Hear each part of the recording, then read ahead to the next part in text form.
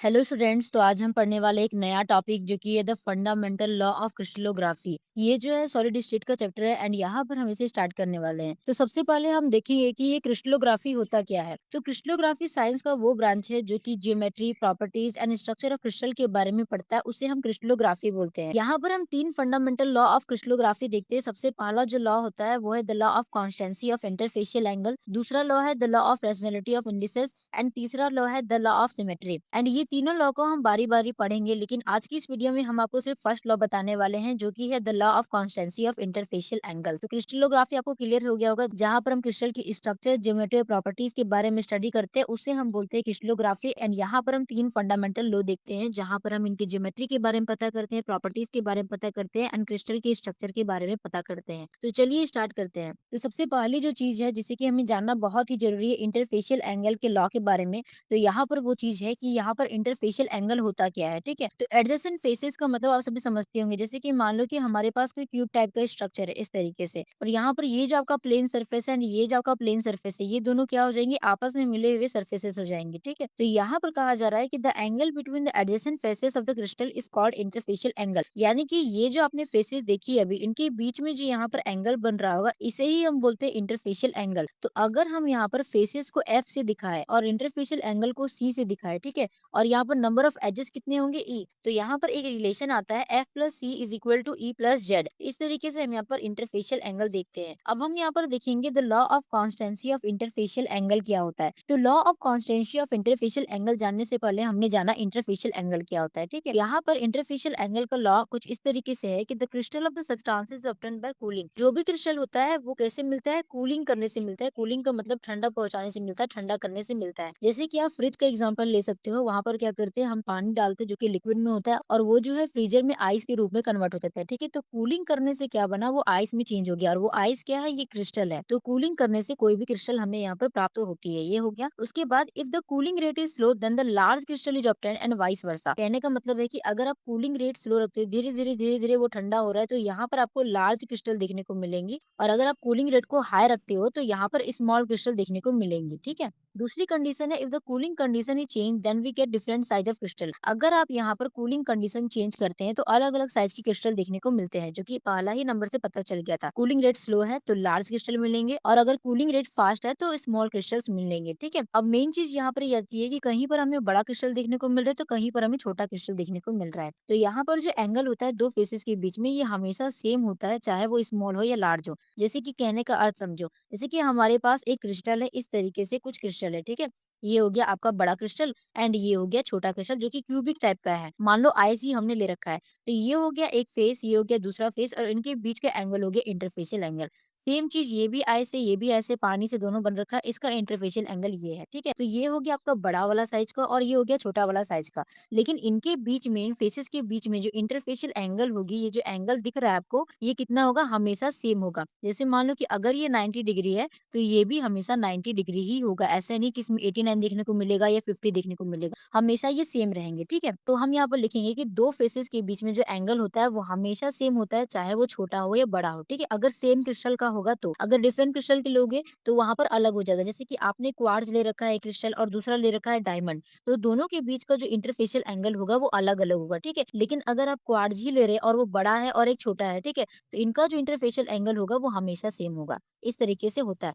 तो same crystal के जो इंटरफेशियल एंगल होते हैं वो सेम होते हैं। तो हम यहाँ पर स्टेटमेंट लिखेंगे the angle between the corresponding faces called interfacial angle of the crystal are always the same. जो एंगल है कॉरेस्पॉन्डिंग फेजेस के बीच में हमें देखने को मिल रही है, ठीक है, उसे हम इंटरफेशियल एंगल बोलते हैं, और हमेशा यहाँ पर जो सेम क्रिस्टल का इंटरफेशियल एंगल होगा वो हमेशा सेम रहेगा, ठीक है। और इस चीज को मेजर करने के लिए हम गोनियोमीटर का इस्तेमाल करते हैं, यानी कि इंटरफेशियल एंगल को मेजर करने के लिए हम गोनियोमीटर का इस्तेमाल करेंगे। तो ये था लॉ ऑफ इंटरफेशियल एंगल। इस तरीके से हमें यहाँ पर बताना होता है। लॉ ऑफ इंटरफेशियल एंगल क्या होता है, इंटरफेशियल एंगल चाहे वो क्रिस्टल छोटा हो चाहे क्रिस्टल बड़ा हो, उनके बीच का जो इंटरफेशियल एंगल होता है वो हमेशा बराबर होता है। यही है law of constituency of interfacial angle, ठीक है। यहाँ पर कहने का मतलब है अगर सेम क्रिस्टल है है और सेम क्रिस्टल में अगर आप यहाँ पर इंटरफेसियल एंगल्स देख रहे हैं तो वो हमेशा सेम ही रहेगा, चाहे वो छोटा हो या फिर बड़ा हो, ठीक है? तो ये हो गया law of constituency of interfacial angle. अब यहाँ पर बहुत सारे लॉ हमें पढ़ने, 2 लॉ और बचे हैं जो कि सिमेट्री का लॉ है और एक रेशनल इंडिसेस का लॉ है, वो हम नेक्स्ट वीडियो में कवर करेंगे। तो उन सबको जानने से पहले एक चीज़ हमें जाननी बहुत ही ज़रूरी है, जो कि है कुछ टर्म्स। अगर आपको इन सब चीज़ों के बारे में पता होगा तो वो लॉज़ को समझने में आपको बहुत ही आसानी होगी, ठीक है? तो चलो हम इसे समझते हैं। सबसे पहला जो टर्म है वो है फेस।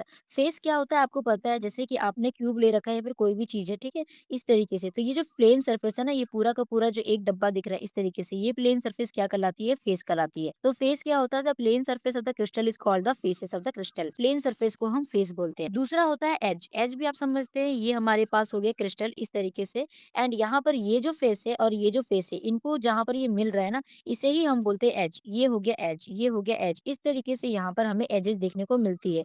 जहाँ पर मैं गाढ़ा कर रही हूँ, ये सब क्या है? एजेस है। ठीक है? तो इसे हम कुछ इस तरीके से लिखेंगे कि the line along which two adjacent faces of a crystal intersect is called the edge. जहाँ पर दो एडजेसेंट फेसेस जो होती है वो इंटरसेक्ट करती है, उसे हम बोलते हैं एज। तीसरा चीज है जो कि जानना जरूरी है, वो है फॉर्म।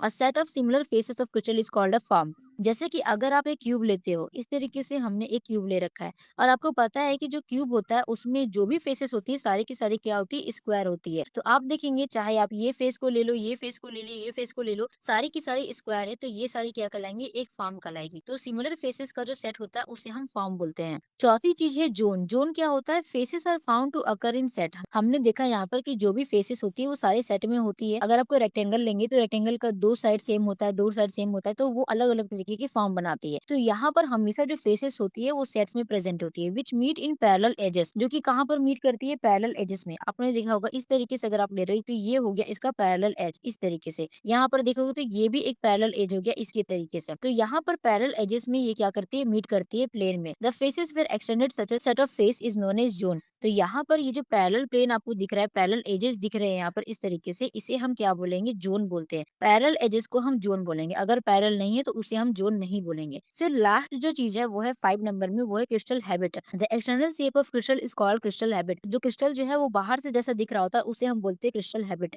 जैसे कि आप आइस को देखोगे, आइस को एक क्यूब की तरीके मानते हैं हम इस तरीके से, तो यहाँ पर जो बाहर से ये दिख रहे हैं ये क्या होते हैं? क्रिस्टल हैबिट कहलाती है। इनका ये जो है ये क्या होता है? जोन कहलाता है। पैरेलल एजेस जो होती है जोन कहलाती है। एजेस क्या होती है? जहाँ पर दो फेसेस मीट कर रही होती है, जैसे कि ये और ये कहाँ मीट कर रही है? इस जगह पे, तो ये हो जाएगा एज। और ये जो है प्लेन सरफेस, ये कहलाती है आपकी फेसेस। और फॉर्म क्या होता है? इस तरीके से बहुत सारे फेसेस के जो सेट होते हैं जो कि सिमिलर होती है उसे हम बोलते हैं फॉर्म। तो आई होप आपको समझ में आया होगा यहाँ पर कुछ टर्म्स कैसे कैसे क्रिस्टलोग्राफी में क्या इस्तेमाल होता है। एंड यहाँ पर आपको सबसे पहले हमने इंटरफेसियल एंगल बता ही दिया था। इंटरफेसियल एंगल क्या होता है? दो एडजेसेंट फेसेस के बीच में जो यहाँ पर बन रहा होता है एंगल, उसे ही हम बोलते हैं इंटरफेसियल एंगल, जिसका फॉर्मूला होता है F plus C is equal to E plus Z. F होता है आपका नंबर ऑफ फेस, सी होता है number of interfacial angle, and E होता है नंबर ऑफ एजेस। ठीक है? तो ये हो गया आपका इंटरफेशियल एंगल। फिर हमने यहाँ पर law of constituency of interfacial angle भी देख लिया, जिसमें कि हमने आपको सारी चीजें बता दी। तो आई होप आपको वीडियो अच्छी लगी होगी। अगर आपको वीडियो अच्छी लगी, वीडियो समझ में आई, तो वीडियो को शेयर जरूर कर देना, वीडियो को लाइक करें, चैनल सब्सक्राइब करें और कमेंट जरूर कर देना कि आपको समझ में आया कि नहीं। मिलते हैं नेक्स्ट वीडियो में जहाँ पर हम नए टॉपिक्स को पढ़ रहे होंगे। Thank you.